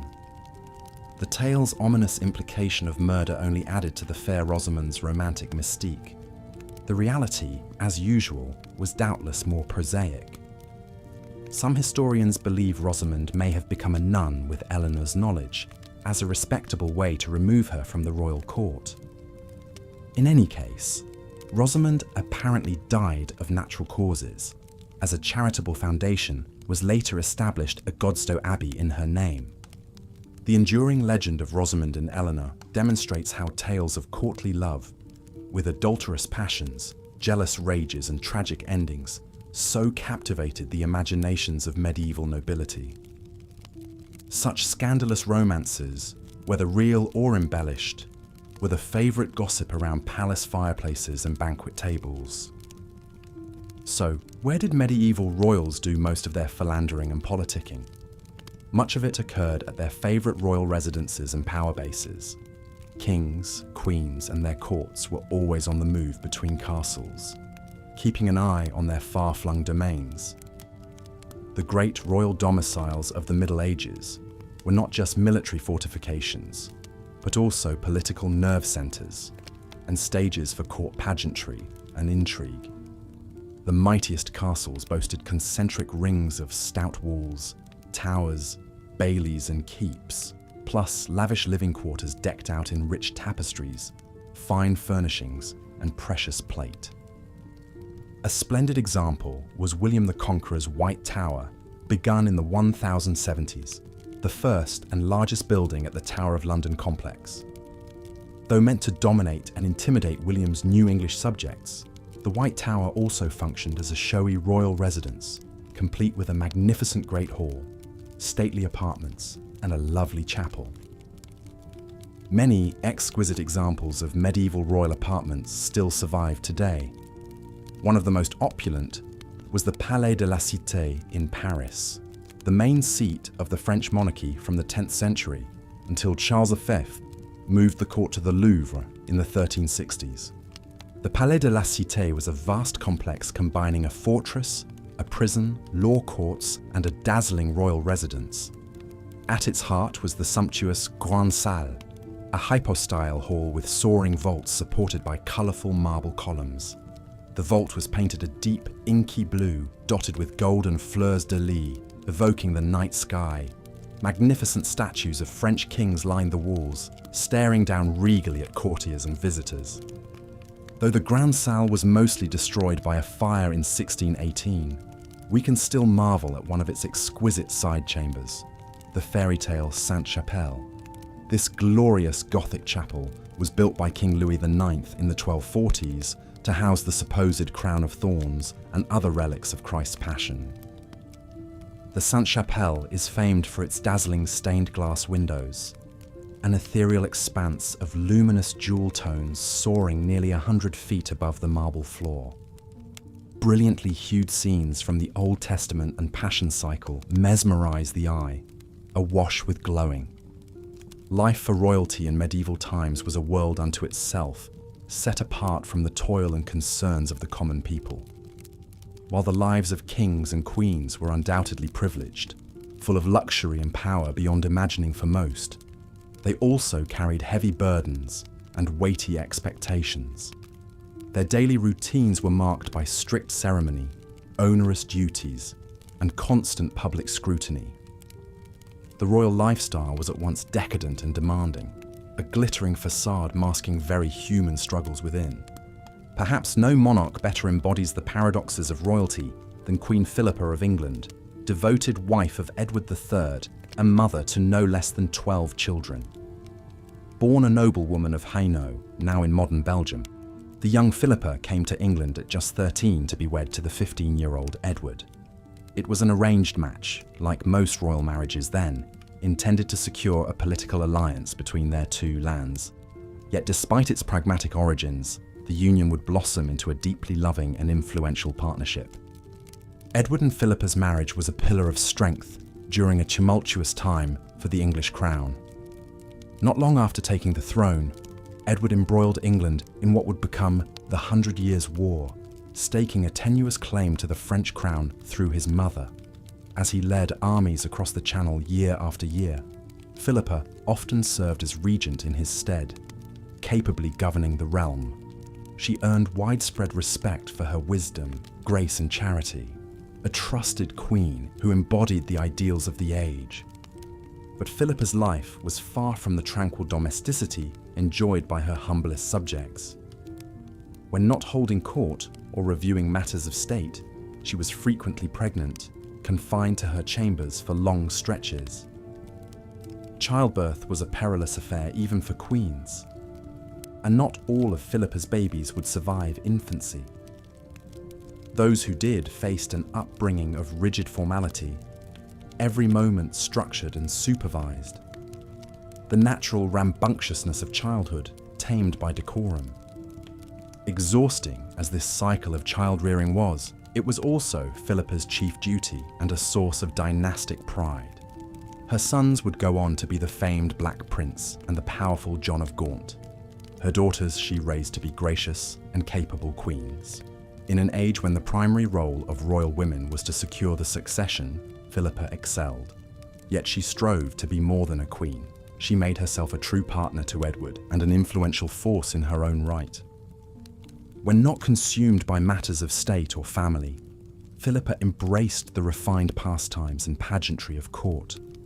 She had a passion for fine clothing and is said to have kept a wardrobe unmatched in opulence. She looked regal even by the sumptuous standards of 14th century nobility, swathed in jewels and billowing gowns.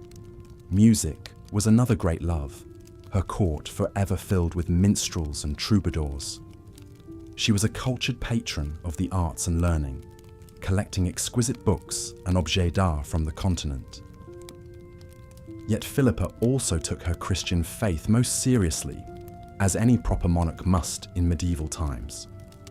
She devoted long hours to prayer and masses in the royal chapel, and practiced charity on a grand scale befitting her station.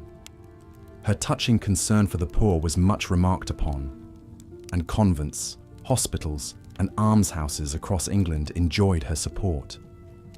She was forever interceding to the king for mercy on prisoners, or pardon for criminals condemned. Hers was a gentle and moderating influence on the throne. Thus, even a queen renowned for her virtue had to walk a delicate line, balancing piety and dynastic duty, stately glamour and common compassion. Whether ensconced in sumptuous apartments attended by scores of ladies or on her knees in solemn prayer, Philippa had to be every inch the queen at all times, gracious but commanding, admirable from every angle. Edward appeared to adore her, remained relatively faithful, and mourned her most deeply at her passing. Yet he would take a mistress in her lifetime. One could only expect so much of a king. This was the central paradox of a queen's life. She must project an image of unassailable majesty, yet in truth, even her marriage was a political contract first and foremost. She must bear as many heirs as she could and raise them to rule, yet forever live apart from them and their simple childhood delights. She must act as intercessor for her people, yet never forget her place far above them. She enjoyed comforts and luxuries unthinkable to most, yet kingly whims might negate them at any time. To be royal was to live atop a pedestal, resplendent to behold, but confined on all sides. When English subjects gazed up and saw Philippa and her family in all their finery, they saw mythic figures more than flesh and blood. When we look back from our vantage point today, it can be hard to see past the crowns and castles and courtly fanfare, but Philippa's story reminds us that inside the royal robes beat a human heart, with cares and contradictions not so different from our own. So come, let us return to the halls of Windsor and feel like 14th century royalty for a moment. Imagine yourself in the embroidered velvet gown, rubies and sapphires sparkling at your throat, a golden circlet upon your brow. Minstrels play a delicate air on vielle and cittern, while you dine on glazed peacock and marchpane subtleties. Your children scamper off to the gardens for a game of cups and ball. Later nights will joust for your honour in the tilt yard. But linger not overlong on these pleasant scenes, for affairs of state await in the council chamber, and the clerics have endless documents to be reviewed and sealed. A crowd of petitioners gather in the outer ward, begging justice and favour. There are disputes to settle between fractious lords, and the Scots are raiding the northern marches again. Your eldest son, still just a youth, must away to France and the battlefield, and all the while you feel a new babe quickening in your womb. Such is the life for medieval royalty. The great wheel of history turns on, and we must turn with it, leaving Philippa and her vanished world behind.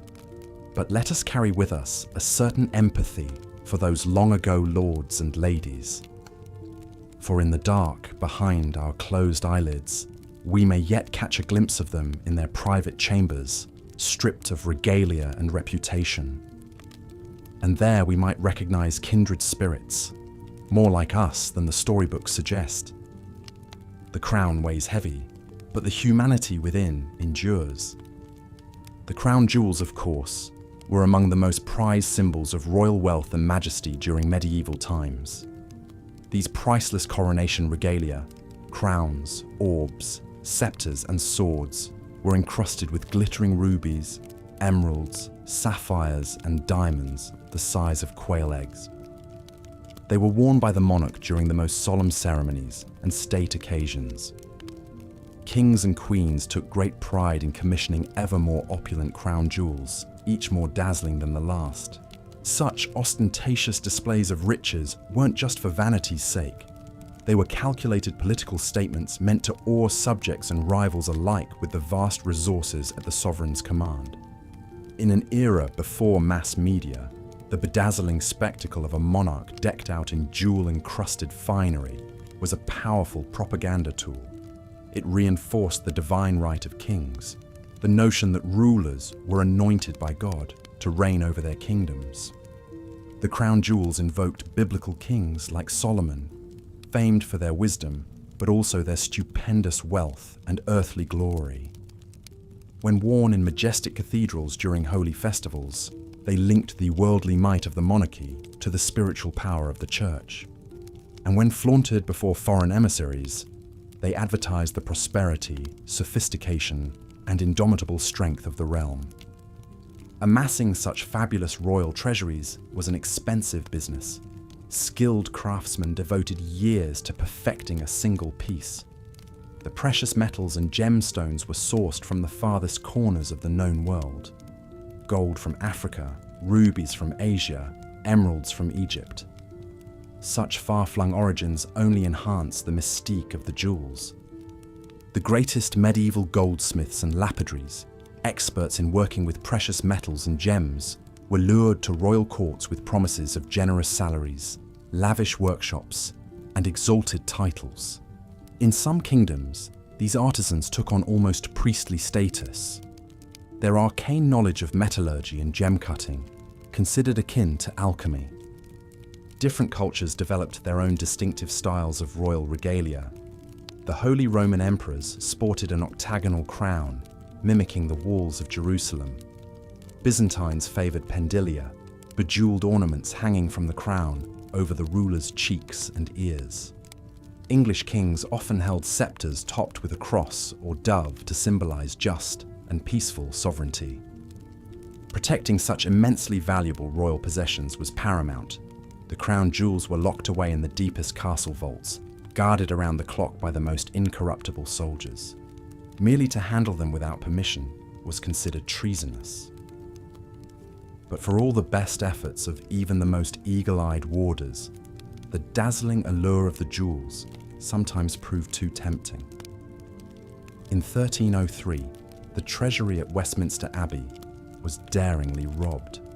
The golden crown, scepters and rings of Edward the Confessor were stolen by a mysterious band of thieves. Sacrilegious as the crime was, one can almost admire the audacity of these bandits, bold as brass, making off with the most jealously guarded treasures in all the land. The repercussions were swift and terrible. Every able-bodied man in London was ordered to help with the hunt. The city gates were sealed for days. Dozens of suspects were rounded up, and one presumes the jailers weren't too fussed about observing Magna Carta rights. Though most of the jewels were eventually recovered, the crown was damaged beyond repair. This legendary heist later inspired many a ballad and morality tale, with the moral being, of course, that it is easier for a camel to pass through the eye of a needle than for a thief to escape the king's justice. For commoners, even glimpsing the crown jewels was a once-in-a-lifetime experience. Perhaps a chance peek as the royal procession wound its way to Westminster for a coronation, or a tantalizing glint of gold as the monarch sat enthroned in full regalia. Ironically then, For most medieval folk, the royal crown jewels were like that famous Arthurian quest object, a glimpse of the Holy Grail, radiant and otherworldly, but forever out of reach behind castle walls. Marvellous to dream about, though. Those huge, hypnotically sparkling gemstones, the warmth of that soft, lustrous beaten gold, the sheer majesty embodied in each priceless, timeless treasure. However much the jewels bedazzled the public imagination, for the royals themselves, they could sometimes be a weighty reminder of the burdens of kingship. The 11th century German king Henry III reportedly despised wearing his crown, as it gave him headaches. The 13th century English monarch John was said to have pawned his jewels to finance his disastrous wars, a sign of his spendthrift ways. Perhaps it was a relief to set aside the £8 crown at the end of a long ceremony a day. But even in private, royals couldn't entirely escape the regalia. They wore smaller jeweled diadems and coronets as part of their everyday dress. Their furniture and tableware was festooned with gold and silver. Jewels glittered from every scabbard, goblet and slipper. Such all-encompassing opulence was customary and expected. A medieval king couldn't very well greet the Venetian ambassadors wearing a monk's rough-spun robes and a wooden bowl. Royalty had an image to uphold, one synonymous with the finest things in life, meant to mirror God's heavenly splendor and awe the masses into obedience. In a world of backbreaking poverty for most, rulers had to both look and live the part of the elect. A race of gilded demigods, draped in the most precious earthly treasures known to man. As much as we moderns might raise an eyebrow at such conspicuous consumption, there's no denying the sheer aesthetic pleasure of these magnificent artifacts. Just picture the coronation crown of the Holy Roman Empire, a soaring gold affair studded with sapphires, pearls, and an enormous ocean blue aquamarine.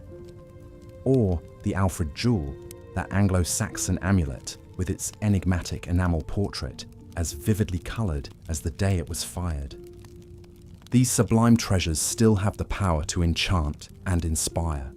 And though the kings and queens who once wore them are long gone, the crown jewels remain, tangible symbols of the wealth, power, and glory of royalty in times past. More than mere ornaments, they are the glittering stuff of legends. Of course, not all royal treasures were as flashy as gem-encrusted crowns. Monarchs also cherished more understated heirlooms that were no less significant. Take the coronation spoon used to anoint English sovereigns with holy oil, a battered little silver thing about as plain as a bean spoon. But it dated back to the 12th century and was believed to be the only relic to survive the plundering of the crown jewels in the English Civil War. As such, it was imbued with sacral and historic value far beyond its appearance. Or consider the bizarre Reichenau sword and scabbard, a 10th century German weapon with an ornate scabbard of chased silver, patterned with fantastical faces melting into each other.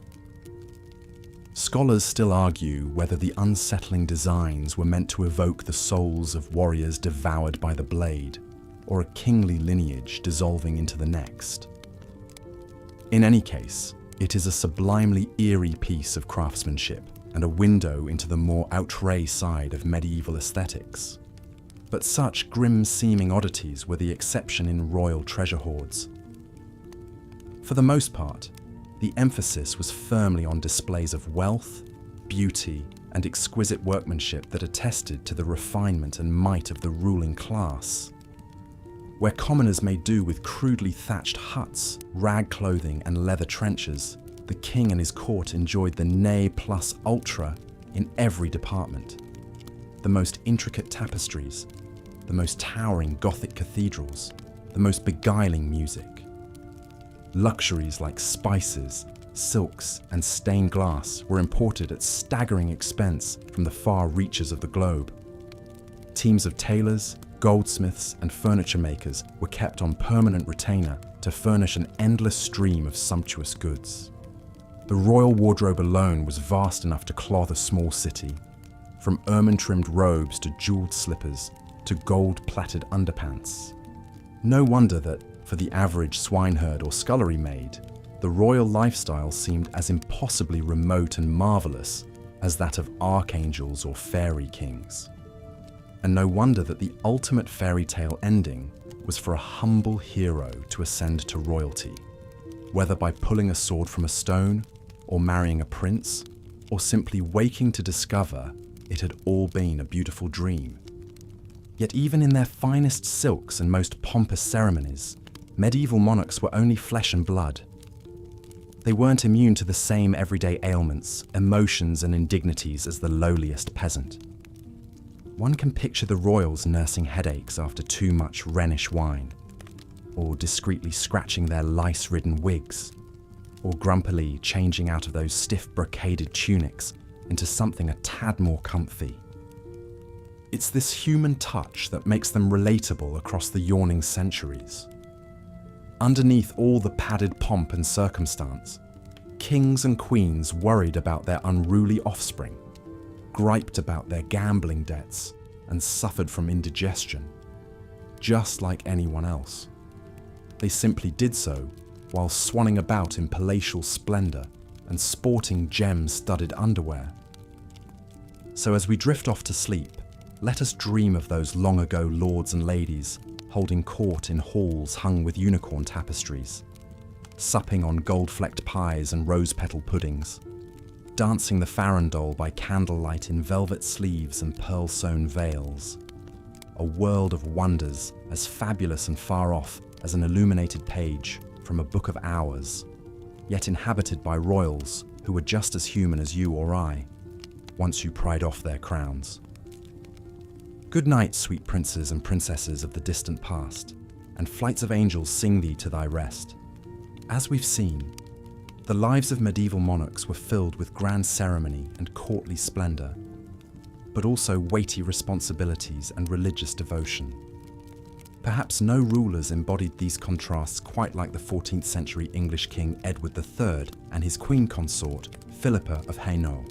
Edward was crowned at the tender age of 14 after the forced abdication of his father, Edward II. The young king quickly proved himself a capable ruler, a military commander, leading England into the early stages of what would become the 100 Years' War with France. Edward asserted his claim to the French throne through his mother, Isabella, the so-called she-wolf of France. This conflict would consume much of Edward's reign and come to define the chivalric ideals of his court. Alongside her ambitious husband, Queen Philippa presided over a glittering royal household teeming with nobles, courtiers, servants, and visiting dignitaries. Philippa was no passive consort. She actively engaged in diplomacy, even personally negotiating a truce with Scotland, while Edward was away campaigning in France. The Queen was also a noted patron of the arts, particularly minstrels and musicians. Her influence helped shape the elegant, refined court culture for which she and Edward became renowned. Of course, the glamour and power couple dynamics of Edward and Philippa's marriage didn't preclude them from fulfilling the primary duty expected of any royal pair, producing heirs, and in this, they certainly rose to the occasion. Philippa bore a remarkable 12 children in total, including 5 sons who survived to adulthood. The eldest, Edward of Woodstock, would earn fame as the Black Prince and father the future King Richard II. Through Philippa's many daughters, the Plantagenet dynasty forged marital alliances across Europe.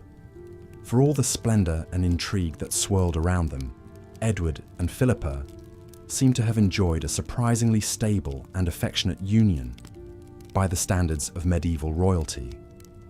Unlike his philandering father, Edward III never kept an official mistress.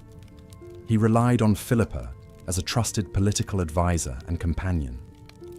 According to some accounts, as the Queen lay on her deathbed, the grief-stricken Edward dutifully held her hand for several days until she passed.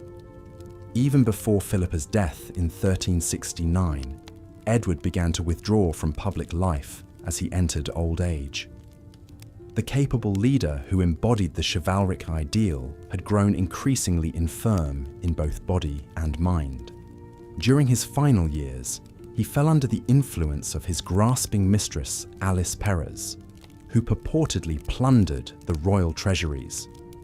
When Edward himself died in 1377, the once glorious Plantagenet dynasty he and Philippa had built teetered on the brink of chaos. Their great-grandson Richard II would prove ill-suited to the throne, eventually deposed by rebellious nobles.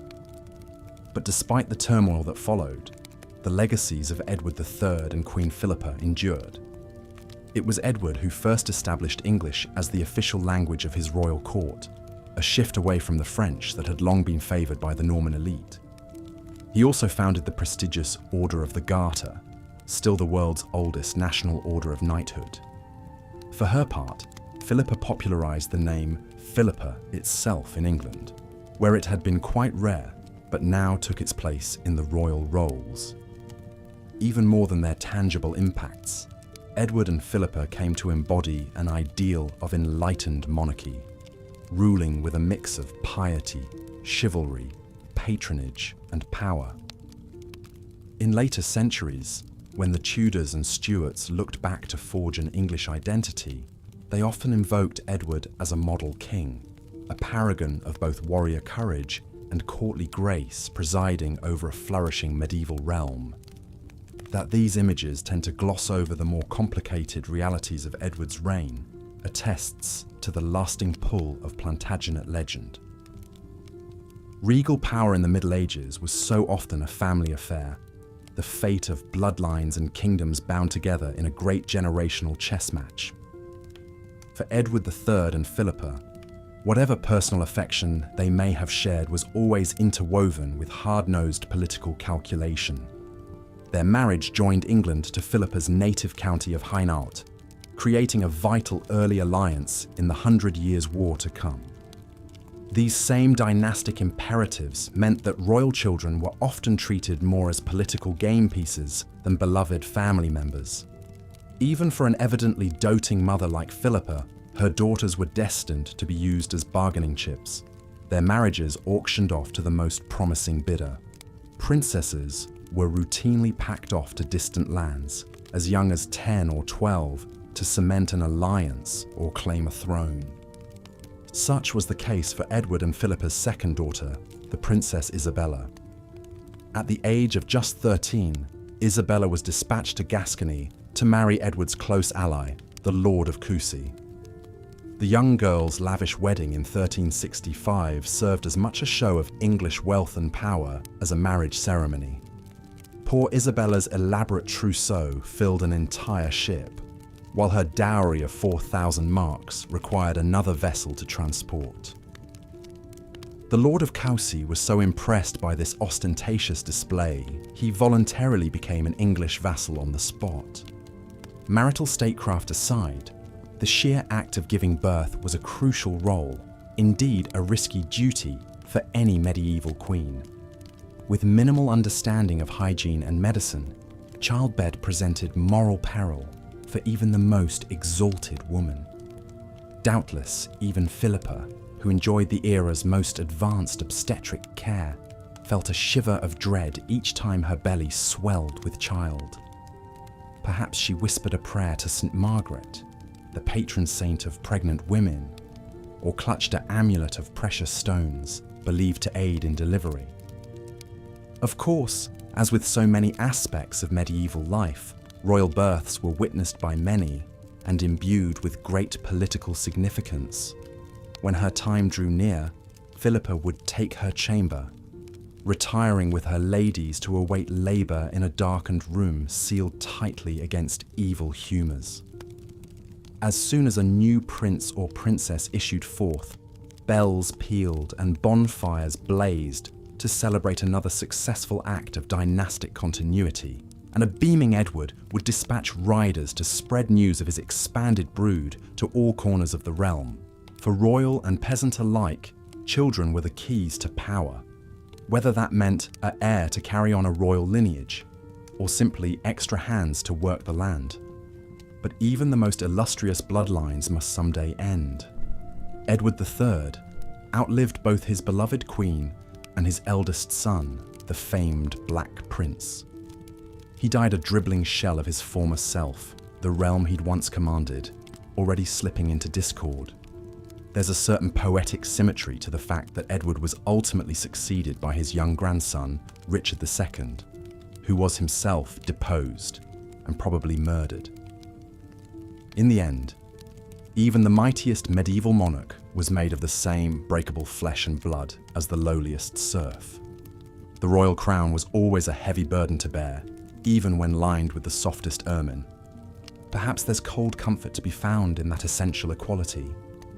Whatever our station in life, we all grow, strive, scheme, and hurt. We love and we lose. We play our role upon fortune's stage for a brief hour, and then are heard no more. Kings and peasants alike return to the same silent dust from whence we came. And yet, some royal sparkle still catches the eye across the ages. In the heraldic lions stitched on a mouldering banner, or the entwined initials illuminated in a book of hours, in the ghostly chivalry of a poem praising long-dead knights and ladies. The traces linger like the scent of incense in a draughty chapel, or the half-remembered remnants of a dream upon waking. A dream of caparisoned steeds prancing down a tilt yard, of minstrels' melodies echoing in a rushes-strewn hall, of a gentle queen dispensing alms to the poor with a gracious hand. The clamour and pageantry fades into night's blessed hush, while somewhere in the distant darkness, a monarchy endures. As the sun set over the medieval kingdom, the castle grew quiet and still.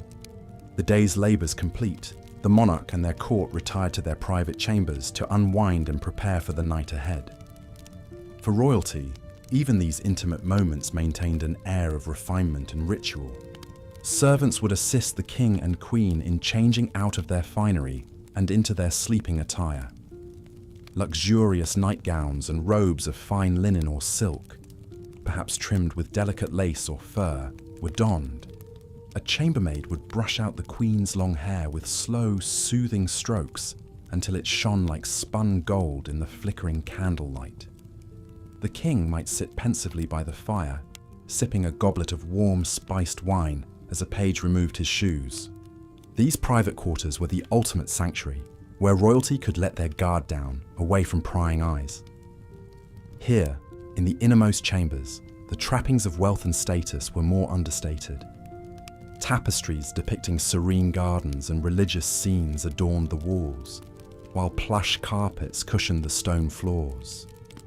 The massive canopied bed was piled high with embroidered pillows and blankets, an inviting cocoon promising a restful night's sleep. Before retiring, the monarch might linger over private correspondence at their writing desk, or pore over state documents one last time. A confessor would arrive to hear the royal confession and offer a blessing. Finally, with a weary sigh, the king and queen would slide into bed and draw the heavy velvet curtains closed around them, shutting out the world. As sleep descended, one wonders what filled the dreams of these powerful rulers. Did they envision victories on the battlefield, grand castles rising from their kingdoms, their legacy stretching through the centuries? Or perhaps in sleep, they were simply ordinary men and women, rejoicing, grieving, hoping, and loving just like any other. Kings and paupers alike looked peaceful in slumber, the burdens and blessings of their lives temporarily forgotten. Though we often imagine royalty living in unimaginable splendor, in truth their lives were an inseparable blend of pageantry and privacy, responsibility and repose. To peer through the gates of a castle is to realize that within those thick stone walls, behind the crowns and gowns, beat hearts not so different from our own. The storied walls of England's Leeds Castle could tell such tales of royal humanity, for this moated manor hosted many medieval monarchs over the centuries. Built in 1119 by the Norman lord Robert de Crèvecoeur, Leeds passed into royal ownership under King Edward I in 1278. This Castle of Queens, Queen of Castles, as it was known, became a favourite retreat of Edward's queen, Eleanor of Castile. Eleanor was renowned for her beauty, intelligence, and fierce devotion to Edward. A Spanish princess, she wed the English prince at the tender age of 13 and stood loyally by his side as he ascended to the throne and fought wars in Wales and Scotland. Together, the royal couple had an impressive 16 children, securing the Plantagenet dynasty.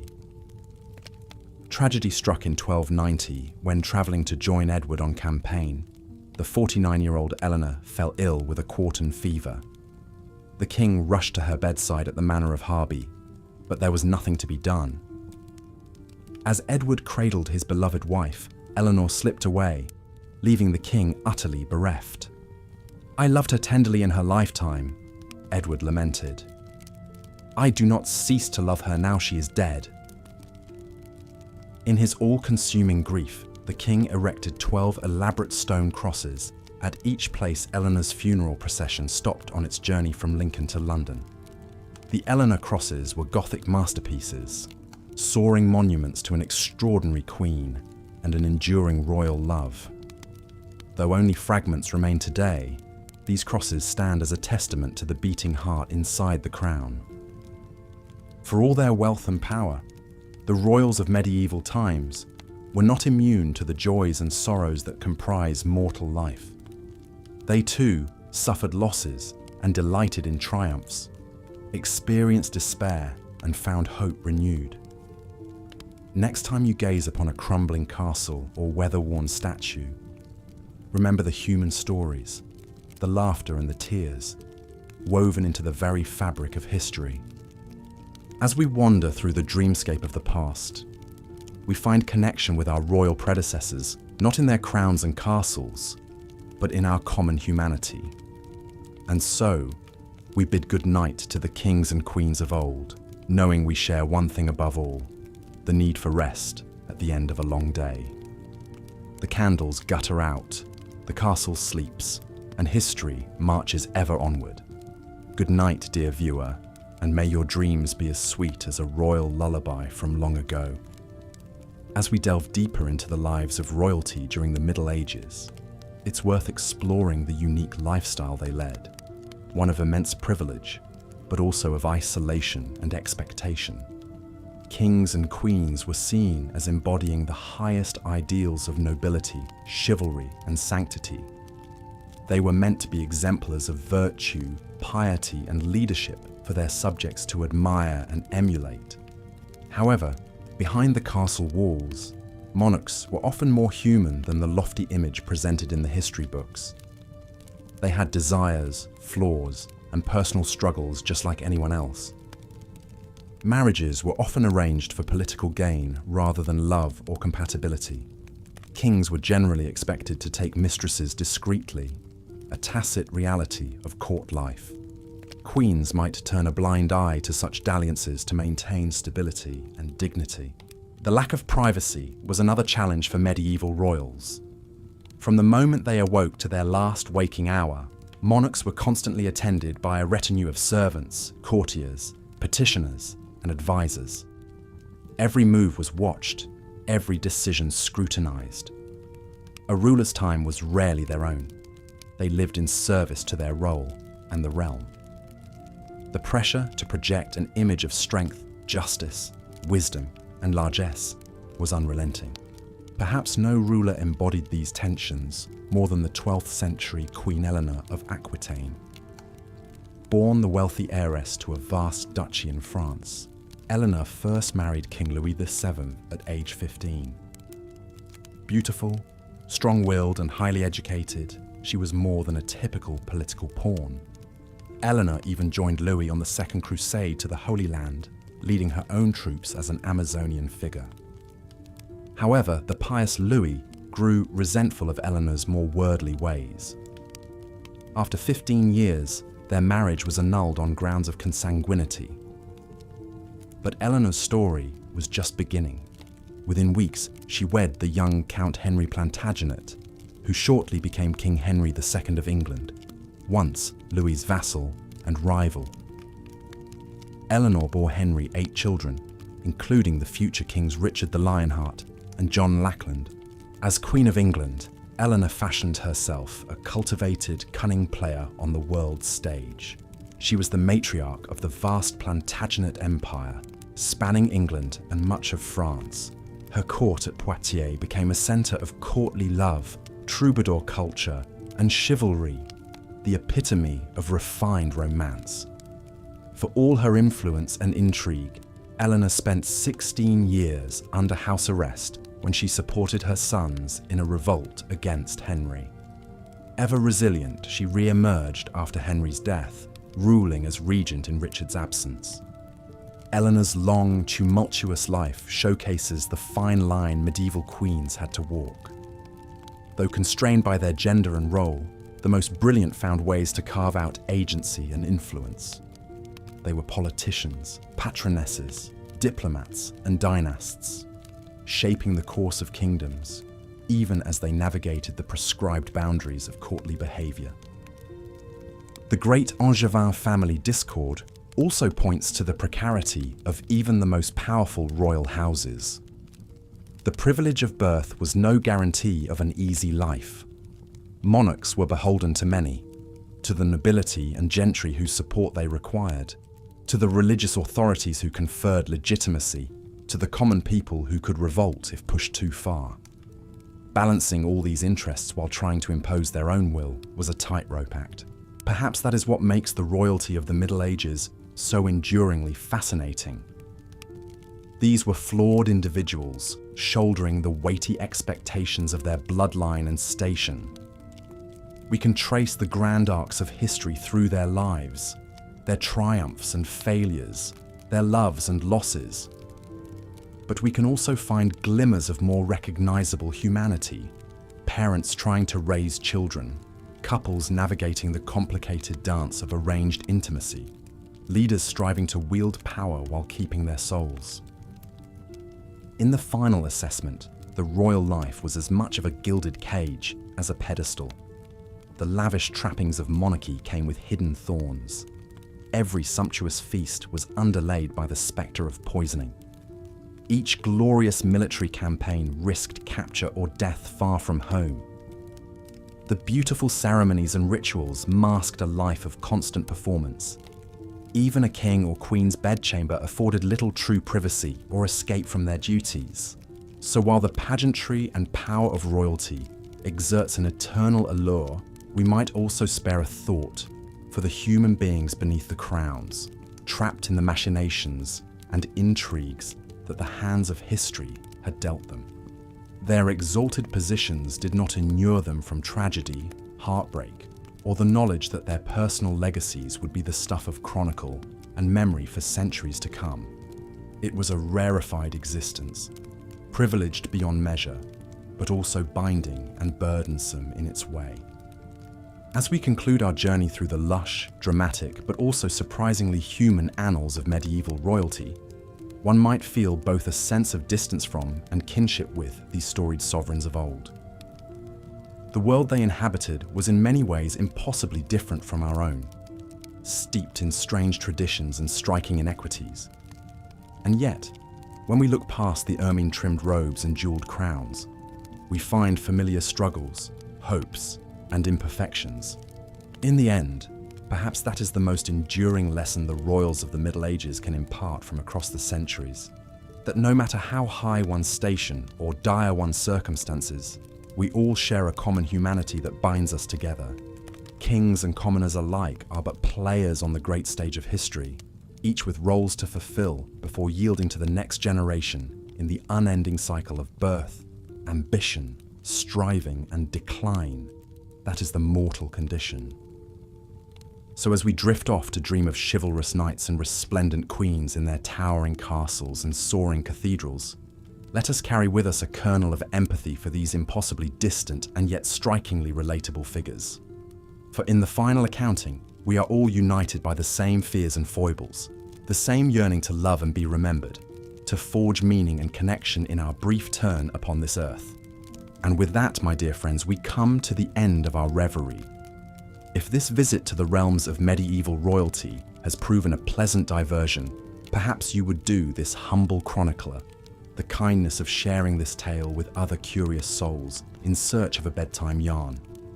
Your interest is the most treasured coin in our storytelling coffers.